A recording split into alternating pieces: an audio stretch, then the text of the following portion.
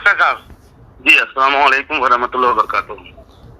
वालेकुम अस्सलाम वरहमतुल्लाहि वबरकातुहू। खैरियत से हजरत? जी अल्हम्दुलिल्लाह, अल्लाह का फजल करम है। जी सैयद साहब, ये आपके हजरत। 16 तारीख की डेट आपने किससे ली थी? ये शमशेर नाम करके आदमी है बॉम्बे में, जी वो हमारे आदमी हैं। उन्होंने वो बोले कि हम आपके यहाँ 16 दिसंबर को हजरत हुजूर सलमान अजहरी साहब को लेकर आएंगे, तो तारीख हम लोग ले लेंगे, आप लोगों को कुछ टेंशन लेने की जरूरत नहीं है। तो उन्होंने कोई वैस या का करके एक नाम है, उनके थ्रू उन्होंने कांटेक्ट किया, और कांटेक्ट करने के बाद फिर टिकट वगैरह भी हम लोगों को दे दिया। तो फिर हम लोगों ने पोस्टर छपाया। हम लोगों ने बोला कि पहले टिकट आएगा, कंफर्म होगा तो ही पोस्टर छपाएंगे। आप तो सैयद साहब इतनी बड़ी शख्सियत हैं, आप जलसे हर साल करवाते होंगे, उर्स की तारीखें हर साल होती हैं आपके यहाँ। जी जी। आप इतना तो जानना चाहिए कि कम से कम मेरे से कभी एक बार बात हुई हो आपकी, या मेरी कोई ऑडियो क्लिप आपके पास आई हो। जी मैंने आपसे कहा था कि मुफ्ती साहब से बात हुई है, तो आपने कहा कि उन्होंने एक बार बात कराई है। जी कभी नहीं, आज तक मेरी बात नहीं हुई है। मुफ्ती साहब से एक बार बात उन्होंने सभा भर से हुई थी शायद, तो अब मुफ्ती साहब बनकर वो रिकॉर्डिंग भी है हमारे पास। मुफ्ती साहब ही डायरेक्ट उन्होंने बोला था कि मैं सलमान अजहरी बोल रहा हूँ, जी बोला जाए। ये मुझे भेजिए आप। आगे की बात सुन लीजिए, पूरी बात सुन लीजिए। मैं म्यूट किया हुआ हूँ क्योंकि स्टेशन पे उसकी आवाज इधर उधर की है। जी देखिए आप। जी हजरत। जी बोलिए। यही मामला है हजरत, तो इसके वजह से हम लोगों ने कोशिश भी किया, बहुत कोशिश किया, लास्ट टर्म तक कोशिश। सुनिए सैयद साहब, मैं आपको बता रहा हूँ जी जी हुजूर हुक्म हो। जब ये पोस्टर मेरे पास आया उस वक्त मैं बिहार में था, ये कफील साहब के साथ ही था, सिल्लीगुड़ी और वो सिबरामपुर। कफील भाई ने बताया था मुझे कि मेरे साथ में ही थे, मगर हजरत ने कुछ गुफ्तगू नहीं किया। हाँ, तो अब जब मेरे पास ये बेंगलुरु से पोस्टर आया, बेंगलुरु की डेट हम लोगों ने काफ़ी दिन पहले दी है, जी बहुत पहले दी हुई है, और 16 तारीख को मेरे घर में शादी है मेरी भांजी की, और रात को मुझे बेंगलुरु प्रोग्राम में पहुंचना है। मैं 8 घंटे का सफ़र करके वहाँ जा रहा था। तो जब ये पोस्टर आया, वहाँ के नौजवान बेकरार हुए, कहा कि आप बिहार में कब से जाएंगे और बेंगलुरु कैसे। तो मैं शौक हुआ कि ये बिहार का पोस्टर कहाँ से आया है, और तारीख़ हमारी सिर्फ 2 ही लोग रखते हैं, एक रज़ा और एक हमारे ओएस मुल्ला। तो फिर मैं इन दोनों को फ़ोन लगाया, उन्होंने कहा ऐसा कोई हमने डेट दिया नहीं है, हमारे पास कोई इस तरह की चीज़ आई नहीं है। तो फिर मैंने, आपके ही कोई मुरीद रहते हैं बेंगलुरु में, तो उनसे मैंने कहा कि बेटा इनका नंबर दे दो, जो आपके हजरत हैं सबा साहब जो आप कह रहे हैं ना। जी। तो उन्होंने नंबर नहीं दिया, बल्कि फ़ोन पे डायरेक्ट बात भी करवाया। तो उनकी रिकॉर्डिंग भी मौजूद है। सबा साहब से रज़ा ने बात करके पूछा ये सब मामलात कैसे हुए, तो उन्होंने कोई आज़म नाम बताया। अच्छा। कि आज़म कोई साहब हैं हमारे, उन्होंने हमसे ये डेट का वादा किया, और उन्होंने पहले 51,000 रुपये हमसे लिया है, और फिर 28,000 रुपये कुछ टिकट का लिया है, और टिकट बनवा करके भेजा है सैफ नाम से और एक मेरे नाम से। ये सही है कि नहीं सही है? जी। तो ये सारी चीज़ें उन्होंने बताई, तो रज़ा साहब ने कहा वो टिकट भिजवाइए, हमको दिखाइए। उन्होंने टिकट के नाम पे जो भेजा वो भी फ्रॉड है, टिकट है ही नहीं वो। आप लोग पढ़े लिखे लोग हैं, थोड़ा सा देख लेते तो आपको खुद पता चलता कि कंफर्म टिकट नहीं है वो। जी। वो तो इंटरनेट की प्रिंटिंग निकाली हुई है, पे नाउ लिखा हुआ है उस पे। जी। और दूसरी बात, 51,000 रुपये, अल्लाह शाहिद है, इतने मेरी उम्र में भर कर मैंने 1 रुपया भी कभी मुतालबा नहीं किया है। 51,000 बहुत दूर की बात है। वही तो मुझे शॉक हो गया।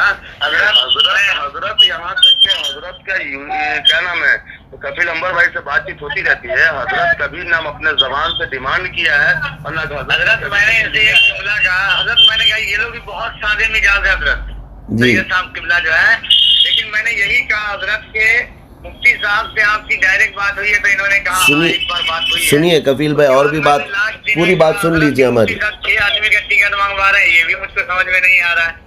दूसरी चीज मैंने कहा इनसे, हजरत के मुफ्ती साहब अगर ऐसी चीज है तो वो पैसे पहला एडवांस में तो मंगा ही नहीं सकते हैं वो। मैंने हजरत वल्लाह कह रहा हूँ हजरत, और ये सैयद साहब भी ऐसे हैं कि बेचारे इतने हजरत ताजा मिजाज है ये लोग कि बता नहीं सकता हूँ। पूरी बात सुन लीजिए, पूरी एक बार उस आदमी से मेरी बात करवा दीजिए जो मुफ्ती साहब से बात कर रहा है। अभी इनसे जो सैयद साहब थे, रज़ा ने जब 4 दिन पहले ये बता भी दिया कि आपके साथ फ्रॉड हुआ है, आप वो आज़म के ख़िलाफ़ कंप्लेंट करो, और ये टिकट भी डमी है, फ्रॉड है, ये बिल्कुल नहीं है, और हमारी कोई तारीख़ ही नहीं हुई है, ना आपके भेजे हुए पैसे हमारे पास पहुँचे हैं और ना ही कोई फ़ोन आया है। ये सब चीज़ें जब बता दिया गया तो फिर आप हजरात को ये मालूम हो जाना चाहिए कि आप लोगों ने गलती किया है, सही जगह पर कांटेक्ट नहीं हुआ है। अब कफील अंबर साहब हमारे इतने करीब हैं, कभी आपने उनके ज़रिए भी नहीं बात किया हमसे? नहीं हजरत, यहाँ पे 1 मिनट बोले थे 2 दिन बोला गया हजरत कफील अंबर साहब। तो बहरहाल उन्होंने कभी इस प्रोग्राम का आज तक कफील अंबर ने कभी जिक्र नहीं किया मेरे सामने। अब मैंने कहा इनसे कहा कि मेरी बात नहीं हो पा रही हजरत से, लेकिन जो बेंगलोर वाले हैं उनसे मेरी बात हुई, हजरत आपके यहाँ नहीं आ रहे हजरत, अच्छा। वहाँ की तारीख ये मैंने सही सबसे कहा है। और दूसरी बात ये भी सुन लीजिए, पहले टिकट बना रहे थे तो मैंने हजरत से कहा कि हजरत आप टिकट नहीं बनाइए, अगर हम जहाँ मैं तरावी पढ़ाता हूँ हजरत उस इलाके में है उस दिन, मालूम है कपिल भाई, हुबली में थे ना जी हाँ। अगर हजरत के अगर ये कंफर्म हम लोगों को सुबह में भी हो जाता ना तो 4-5 स्कॉर्पियो पर माइक बनवा के पूरे इलाके में मैं ऐलान करवा दिया होता कि हजरत किसी मजबूरी के तहत नहीं आ पा रहे हैं। नहीं, किसी मजबूरी के तहत क्यों सैयद साहब, ये गलत हुआ है ना, मैं क्यों इस तरह से मजबूरी के तहत आपको बोलूं। दूसरी बात ये है कि हमारे एक साथी मौलाना मुमताज़ नजमी साहब आपके औरंगाबाद में रहते हैं, उनको भी मैंने 8 दिन पहले मैसेज किया है, मेरे पास वो मौजूद है। मैंने कहा कि मौलाना ये आपके इलाके के करीब में कहीं हो रहा है, हमने इनको डेट भी नहीं दिया है, पोस्टर भी शाया हो चुका है, लोगों में बदगुमानी फैलेगी, आप जाकर के उनसे बात कीजिए। उन्होंने भी मुझे बदनामी का सबब बन गया ये हम लोगों के खानकाह के लिए, तो उन्होंने भी मुझे नंबर भेजा सबा साहब का और कहा उनसे भी बात करवाए, कहा कि मैं भी आप उन तक बात पहुंचा देता हूं कि इस तरह से उनको गलतफहमी हुई। देखिए कुल खुलासा ये है मेरे बात करने का कि इस तरह के लोग जो भी फ्रॉड कर रहे हों, धोखा दे रहे हों, ये डाकू लोग हैं जैसे भी कर रहे हों, लेकिन आप लोगों का ज़िम्मेदार स्टेज और किसी एक ज़िम्मेदार आलिम से आप मेरे ख़िलाफ़ वहाँ पर ऐलान करवा रहे हैं, ये कहाँ की इंसाफ पसंदी है आप बताइए। और वो मौलाना साहब ऑनलाइन ये ऐलान कर रहे हैं 1,51,000 रुपये मुफ्ती साहब ने मंगवाया है, वो क्यों नहीं आए, इसका रीज़न बताएं। हम लोगों को हजरत यहाँ पे मालूम है जैसे जैसे वो आदमी नचाया है ना, अभी अब उसका खैरिया अभी बुलवाया है उसको घर पे, कल ही मैंने उसको बोला है सबा भाई ने। काबिल कबूल बात ये है हजरत, सबसे बड़ी जो आपको ये नहीं मालूम होगा कि 2 दिन से वो आपके साथ है ये बोल रहे थे। कौन? हाँ वो भी ये बोल रहे हैं मुझे, कौन? हम लोगों को वो भी गुमराह किए हुए हैं कि हम लोगों ने 2 दिन से हजरत के साथ चल रहे हैं।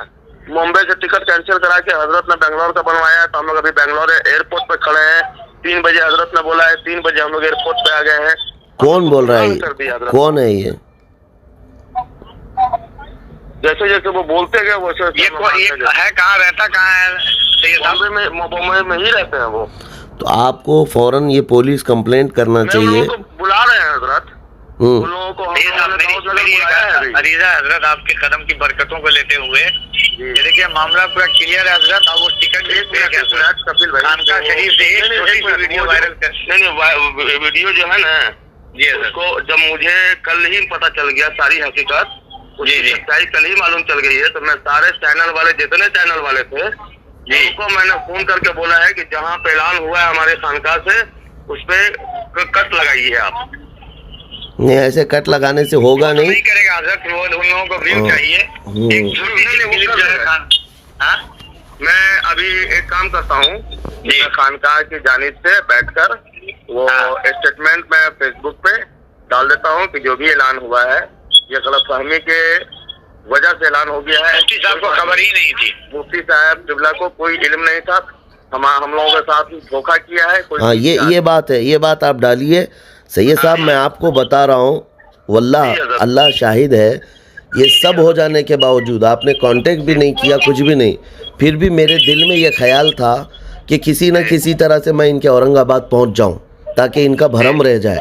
मेरे दिल में ये भी तमन्ना थी, अगर पॉसिबल होता बेंगलुरु और इसकी मसाफत का कोई मसला ना होता, मैं किसी तरह से उड़ के आपके यहाँ आ जाता। हज़रत आप यकीन करेंगे नहीं, मैं घर में ही बोल रखा हूँ, जो आदमी वो था ना उसको यहाँ तक हम लोगों ने बोला है कि अगर वहाँ कोई हेलीकॉप्टर मिलती है भाड़े पे तो बाई हेलीकॉप्टर उनको बाई प्लेन रिजर्व करके आप 1.5 लाख रुपए लगेगा, मैं देने को तैयार हूँ। 8 लगे 10 लगे 50 लगे हम देने को तैयार है, आप उनको लेकर आइए 5 मिनट के लिए। अरे हजरत सैयद साहब इतना महंगा आदमी नहीं हूँ, ना ही मैं कभी इस चीज का ख्वाहिश रखता हूँ। सुनिए आप महंगे नहीं है, महंगी हमारी इज्जत थी हजरत। आप सुनिए, आपकी इज्जत बचाने के लिए मैं बड़े भाई हैं जो हजरत सैयद साहब के हैं, बड़े भाई। मैं हजरत मालूम है, एक बात मैं हजरत बता रहा हूँ, और मुकर्रिर से मैं कांटेक्ट करता हूँ हजरत, मैं डायरेक्ट करता हूँ। तो इसमें इतनी बड़ी गलती कैसे की आपने? ले लीजिए, मुझसे कहा हजरत इन्होंने, आप 3 महीना पहले मैंने कहा कि देखिए मुफ्ती साहब की तारीख मैं नहीं ले पाऊंगा। मैंने इनको क्लियर कहा जी, मुफ्ती साहब की तारीख मैं नहीं ले पाऊंगा, क्योंकि मैं जानता हूँ।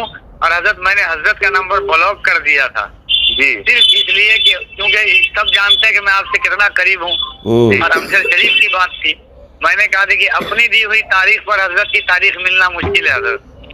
और दूसरी चीज है कि हजरत का शेड्यूल जो रहता है वो अलग हिसाब का रहता है, इसलिए मैं इसमें नहीं पढ़ूंगा। हजरत मैंने ये भी कहा कि अगर मुफ्ती साहब के नाम पर अगर मैं चाहूँ ना तो 2 महीने में अरबपति बन जाऊँ। मुफ्ती साहब के नाम पर मैं पैसा ले करके अरबपति बन जाऊँ, ईद के बाद की तारीख दे दूं, बकरीद के बाद की मैं गायब हो जाऊँ। लेकिन मैं जानता हूँ कि हजरत ये जब शमशेर का नाम आ रहा था तो मैं बार बार हजरत से यही कह रहा था, इन्हीं सैयद साहब से, जो सैयद अख्तर मियां साहब हैं, मैं इनसे कह रहा था कि आपकी बात हुई है कि नहीं ये मुझको बताइए कंफर्म। तो हजरत ने जब कहा कि एक बार मेरी बात हुई है शुरू में एकदम, तो मैंने कहा कि अभी हाल फिलहाल में आपकी बात हुई है, तो हजरत ने कहा नहीं। हमने कहा ये शमशेर है कौन, तो इन्होंने कहा ये इस वक्त हजरत के साथ बेंगलोर में है। मैंने सऊद को कॉल किया हजरत कि शमशेर नाम का आदमी कोई मुफ्ती साहब के साथ है, ये वो वहाँ, तो उसने कहा कि नहीं हजरत के करीबी में तो कोई शमशेर नाम का आदमी नहीं है। उसके बाद मुझको पता चला कि आप भाई हजरत कपिल भाई हमको इंडिकेट कर रहे थे बार बार, तो फिर हजरत मैंने लास्ट दिन कहा हजरत आप टिकट नहीं बनाइए कि देखिए हजरत ऐसा है कि हजरत उम्मीद करने क्या पाएंगे, क्योंकि उनकी तारीख उनके पास कोई खबर ही नहीं है। मगर मैं जब ये कपिल भाई इधर बोल रहे कि नहीं आएंगे, तो फिर मैं उसके पास फोन बोले घर में आके, हम तो भाईजान उसके पास फोन लगाए, वो इतना कॉन्फिडेंस से बोलते थे ना हजरत। वो हजरत ऐलान करने के लिए हजरत तैयार हो गए थे कि नहीं आ रहे हैं मुफ्ती साहब को खबर नहीं है। लेकिन जब ये मुझको बोले ना कि 6 आदमी का टिकट बना है, तो हजरत अब हजरत ये जानिए कि मैं कहाँ था, मैं कैसे कैसे भाग के पहुंचा यहाँ इसी। और उसके बाद मैंने भी मौलाना अलाउद्दीन मुझको कहे हजरत ऐलान के लिए, हालांकि मैंने लोगों की बात नहीं की, मैंने कहा हजरत मैं ऐलान नहीं करूंगा सैयद अख्तर साहब से, हजरत ये ऐलान मैं नहीं करूंगा। ये बैठे हुए हैं हजरत, मुझको ला करके टिकट दिए, मैं कहा हजरत मैं ये ऐलान नहीं कर पाऊंगा। उसके बाद मुझे अफसोस इस बात का है, तकलीफ इस बात की है सैयद साहब, ये खानकाह थी जिसके वजह से बच गया हुजूर, वरना अगर दूसरा जलसा होता या दूसरे कमेटी वाले होते तो वहाँ हजरत लाठी डंडा के टेंट वगैरह सब नोच नाच के फेंक देता था, जो हिसाब से पब्लिक गर्म हो रही थी। नहीं सिर्फ खानकाह की वजह से था वो, तो फिर आप लोगों ने अपनी इज्जत बचाने के लिए मेरी इज्जत को दाव पे लगा दिया वहाँ पे। नहीं हजरत, फिर लास्ट में ऐलान तो लास्ट में हुआ हजरत, शुरू में नहीं हुआ है। तो लास्ट में हो जब भी हो, लेकिन आपने मुझे तो बलि का बकरा बनाया है। नहीं हजरत, अभी मेरी बात हो गई है ना, मैं अभी 1 घंटे के अंदर में मैं ये फेसबुक पे और चैनल जो मेरे चैनल है, जितना चैनल वाला है सबके पास मैं क्लिप भेजता हूँ। मुझे इस बात की बहुत तकलीफ पहुंची है सैयद साहब कि मतलब मेरे इल्म में भी नहीं, जो चीज़ मुझ तक पहुंची भी नहीं, और फिर मेरे ऊपर इतनी बड़ी तोहमत लगा करके हज़ारों के मजमे में मुझे बदनाम किया जा रहा है। और मौलाना साहब से मैं क़यामत के दिन भी दामन पकड़ के पूछूंगा कि आपने किस हिसाब से जो है ना मेरे ऊपर इतना बड़ा इल्ज़ाम लगाया है, क्या वो धो पाएंगे इस इल्ज़ाम को? मैं अभी वीडियो क्लिप कर रहा हूँ। बहरहाल चलिए ठीक है। और तारीख के मामलात में जब आप डायरेक्ट मुकर्रिरीन से रब्ता करते हैं तो इसमें इतनी बड़ी गलती आपने कैसे की? मैंने उनको कर दिया है, समझ गया जी। मैं हजरत ये लोग जो है ना, इन लोगों को भी जो है मैं बार बार ये कह रहा हूँ हजरत, वीडियो में बनवा करके अभी भेजवा रहा हूँ अवैध भाई के पास, आपके पास में। ठीक है, चलो ठीक है, बेहतर। हाँ, पूरा वीडियो बनवा करके भेजवा आपसे, ये मतलब ये पूरे तरीके से मैं बोलूंगा कि नहीं तो कॉल करता हूँ मैं खुद वीडियो बना दूंगा, अभी मैं खुद वीडियो बना दूंगा। पहले उधर की वीडियो आने दीजिए, समझे, उसी में इसको मतलब मिला करके दोनों कीजिएगा। ठीक है, चलो ठीक। हाँ, मैं अभी इनको वीडियो बनवा